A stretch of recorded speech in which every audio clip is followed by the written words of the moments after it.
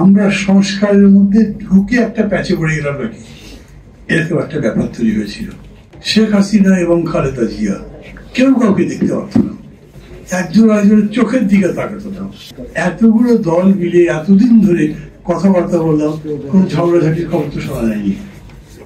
মানে যেটা রক্ত ঝরায় সেটা বড় সংবাদ হয়, ঝগড়াঝাটি হয় তো বড় সংবাদ হয়, শান্তিপূর্ণ বিকাশের সংবাদ খুব হয় না।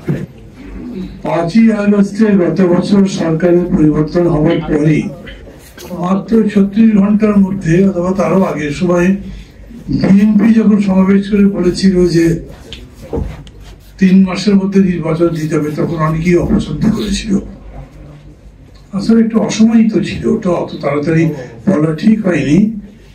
কিন্তু এই কথা সত্যি ছিল যে নির্বাচনের রোড ম্যাপ দরকার ছিল এবং নির্বাচনের স্পষ্ট ঘোষণা দরকার ছিল। কেন এই পরিস্থিতি যা এখনো হয়ে আছে তা থেকে বেরিয়ে আসবার জন্য আমাদের নির্বাচনের কোন বিকল্প নাই।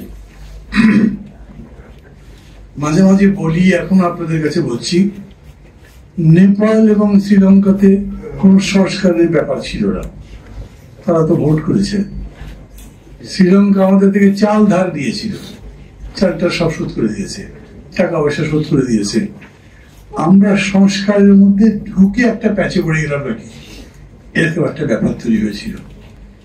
তবে আমি এই জন্য, অনেকের হয়তো পছন্দ নাও হতে পারে, কিন্তু আমি এই সরকারকে, সংস্কার কমিশনকে, তাদের তৈরি এবং পরে যার নাম দেওয়া হয়েছে ঐক্যবদ্ধ কমিশনকে, তাদেরকে ধন্যবাদ দিতে চাই। খুবই ধৈর্য ধরে এতদিন আলোচনা করতে করতে একটা জায়গায় তারা এটা নিয়ে আসছে। আমরা সবাই বিদায় করেছি। মানে এরকম ছিল পরিস্থিতি, 2 জন নেতা ছিলেন, শেখ হাসিনা এবং খালেদা জিয়া, কেউ কাউকে দেখতে পারত না, একজন আরেকজনের চোখের দিকে তাকাতো না।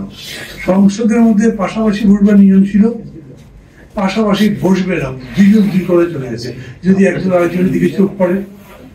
সেই পরিস্থিতি থেকে বেরিয়ে আমরা এতগুলো দল মিলে এতদিন ধরে কথাবার্তা বললাম, কোন ঝগড়াঝাটির খবর তো শোনা যায়নি। আমি কথাটা এই জন্য বলছি, আমাদের একটা ডেভেলপমেন্ট হয়েছে, অন্তর্নিহিত ভাবে হয়েছে, এটা অনেকে আমরা বুঝতে পারছি না, অথবা এই মুহূর্তে ধরতে পারছি না। মানে কিরকম ভাবে ইংরেজিতে বলে না, ভালো খবর কোনটা, এনিথিং দ্যাট ব্লিডস লিডস বলে এরকম। মানে যেটা রক্ত ঝরায় সেটা বড় সংবাদ হয়, ঝগড়াঝাটি হয় তো বড় সংবাদ হয়, শান্তিপূর্ণ বিকাশের সংবাদ খুব হয় না। আমাদের এখানেও যে ভেতরে ভেতরে এত বড় একটা অর্জন হয়ে গেছে, তো যারা আমরা এখানে কথা বলেছি সবাই এক কথা বলেছেন যে বিরাট একটা বেগ কেটে গেছে এবং আমরা প্রায় কাছাকাছি চলে এসেছি। প্রায় কাছাকাছি বলছি কেন, কিছু কিছু বিষয় তো থাকবে যে শেষ পর্যন্ত মিলবে না, আবার কিছু এখনো জাগরুক আছে কিন্তু পরে থাকবে না, সেটারও নিষ্পত্তি হয়ে যাবে। যেমন ধরেন পিআর নিয়ে কিন্তু যে 86টা সংস্কার প্রস্তাব আছে, যেটা জুলাই সনদের মধ্যে আসবে, তার মধ্যে পিআর নাই, ওটা অনেক আগে বাদ করেছে। আলোচনার মধ্যে এটা বোঝা যেতে পারে যে পিআরটা এখন আর তারা ইস্যু করছে না।